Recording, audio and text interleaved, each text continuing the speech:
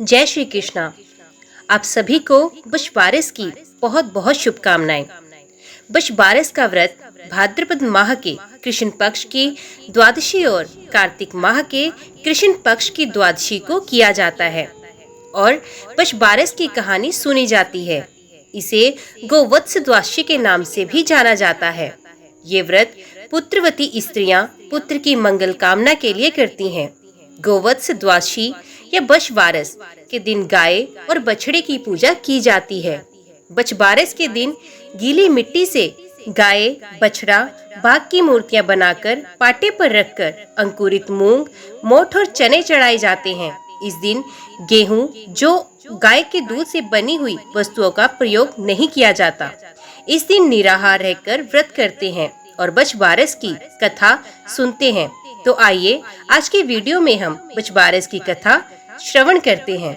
उम्मीद करती हूँ कथा का पूरा फल लेने के लिए आप कथा को शुरू से लेकर अंत तक जरूर श्रवण करेंगे। कथा शुरू करने से पहले आपसे एक निवेदन है, अगर आप चैनल पर नए हैं तो चैनल को सब्सक्राइब कर कमेंट बॉक्स में अपनी हाजिरी जरूर लगवाइएगा और अपने सुझाव भेजते रहिएगा। जय श्री कृष्णा। बश बारस की कथा। एक शाहूकार था जिसके 7 बेटे थे। शाहूकार ने एक तालाब बनवाया, लेकिन 12 वर्षों तक भी वे तालाब नहीं भरा। शाहूकार ने कुछ विद्वान पंडितों से पूछा कि इतने दिन हो गए लेकिन मेरा तालाब क्यों नहीं भरता। तब पंडितों ने कहा कि तुम्हें तुम्हारे बड़े बेटे की या तुम्हारे बड़े पोते की बलि देनी होगी, तभी ये तालाब भरेगा। शाहूकार ने पंडित की बात मानकर अपनी बड़ी बहू को पीहर भेज दिया। शाहूकार की बहू हमेशा बश बारस का व्रत कर बश बारस की कथा सुनती थी। बड़ी बहू के पीहर जाने के बाद शाहूकार ने बड़े पोते की बलि दे दी। तब घनघोर मेघ बरसने लगे और तालाब भर गया। जब शाहूकार तालाब की पूजा करने जाने लगे तो लोग भी उसके साथ तालाब की पूजा करने जाने लगे। जाते समय शाहूकार ने अपनी दासी से कहा कि गोला धानुले चने म्योट बना लो। शाहूकार की गाय के बच्चे का नाम भी ग्यूला धानुला था। तब उस दासी ने गाय के बच्चे को भी ग्यूला धानुला समझकर पका दिया। शाहूकार तो शाहूकारनी गाजे बाजे के साथ अपने बेटे और बहू के साथ तालाब को पूजने लगे। शाहूकार के पूजन कर लेने के पश्चात वहां आए लोग भी तालाब का पूजन करने लगे। उसी वक्त जिस पोते की बलि दी गई थी वे गोबर में लिपटा हुआ मिला और आकर कहने लगा, मैं भी तालाब में कूदूंगा। उस बच्चे को देखकर शाहूकार ने कहा, मैंने तो इसकी बलि दे दी थी जिससे ही तालाब भरा था, लेकिन गाय माता ने हमारी लाज रख ली और हमें हमारा पोता वापस लौटा दिया। अपने बेटे को देखकर बहू भी बहुत खुश हुई। तब शाहूकार दौड़ा दौड़ा घर वापस आया और अपनी दासी से कहा कि गाय का बच्चा कहाँ है। तब दासी बोली कि आपने गेउला धनुरा को पकाने के लिए कहा था, तो इसलिए मैंने उसे पका लिया। ये सुनते ही शाहूकार क्रोध से तिलमिला उठा और अपनी दासी से कहने लगा, अरे पापिनी, तूने ये क्या अनर्थ कर दिया। एक पाप उतार कर आए हैं, उससे पहले ही तूने दूसरा पाप हमें लगा दिया। और शाहूकार सर पकड़कर बैठ गया। शाहूकार और शाहूकारनी सोचने लगे कि अब गाय आएगी तो उसको हम क्या जवाब देंगे। शाहूकार ने एक हांडी में गाय के बच्चे को डालकर खड्डे में दबा दिया। जब शाम को जंगल में से गाय आई तो अपने बच्चे को वहां ना देखकर चिल्लाने लगी और खड्डे में दबी हुई हांडियों को खोदने लगी। जब गाय ने हांडी को खोदकर निकाल लिया तो उसमें से गाय का बछड़ा निकल आया। जब शाहूकार को पता चला तो वे भी बछड़े को देखने के लिए गया। तब उसने देखा कि बछड़ा तो गाय का दूध पीने में व्यस्त था।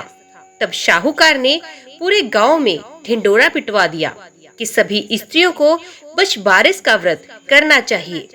हे बश बारस माता, जैसे शाहूकार की बहू को दिया वैसे हम सबको देना। बश बारस की कहानी सुनने वाले को, बश बारस की कहानी कहने वाले को और सभी को देना। ये थी बश बारस की कहानी या बश बारस की कथा। हम आशा करते हैं आपको बसवारस की कहानी पसंद आई होगी। अब हम जानते हैं बसवारस व्रत का उद्यापन कैसे किया जाता है। बसवारस का हर वर्ष लगातार व्रत करने वाली महिलाएं उद्यापन भी करती हैं। कहा जाता है कि विवाहित स्त्रियों को उद्यापन करना जरूरी होता है।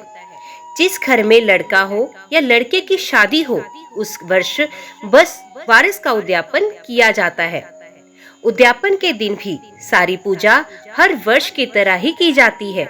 यदि बस वारस का उद्यापन करना हो तो मक्का, बाजरा, बेसन, तेल व भैंस के दूध, घी व दही से भोजन करना चाहिए।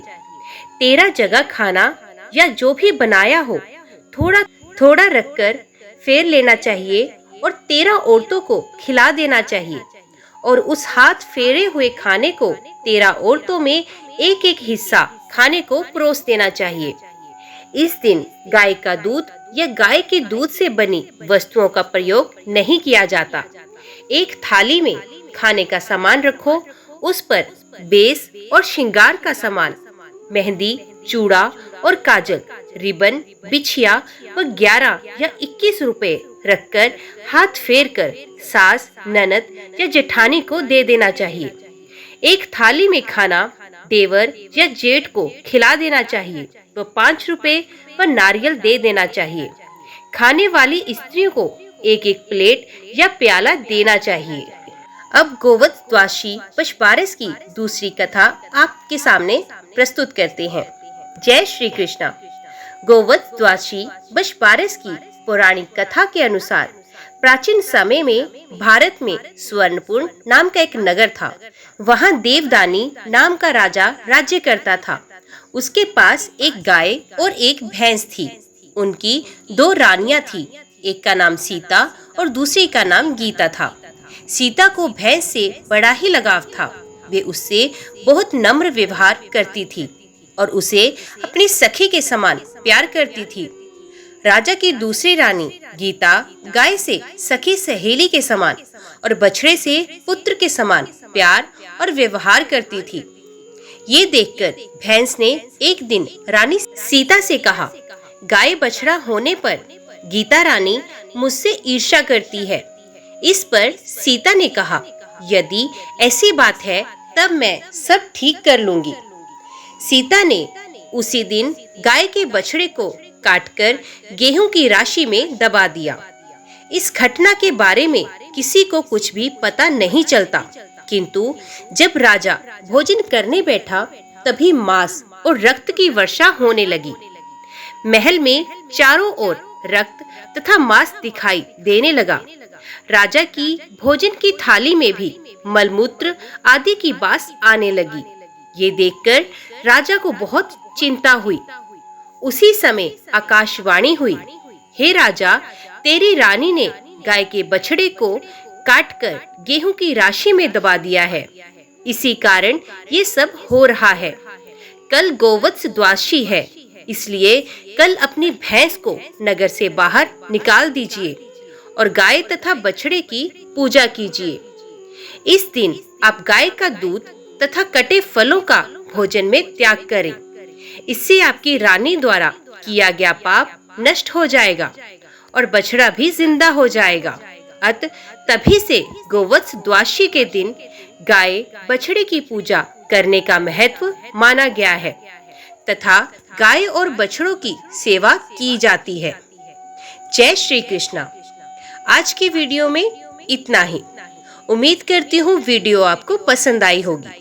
वीडियो पसंद आई हो तो वीडियो को लाइक और चैनल को सब्सक्राइब जरूर कीजिएगा।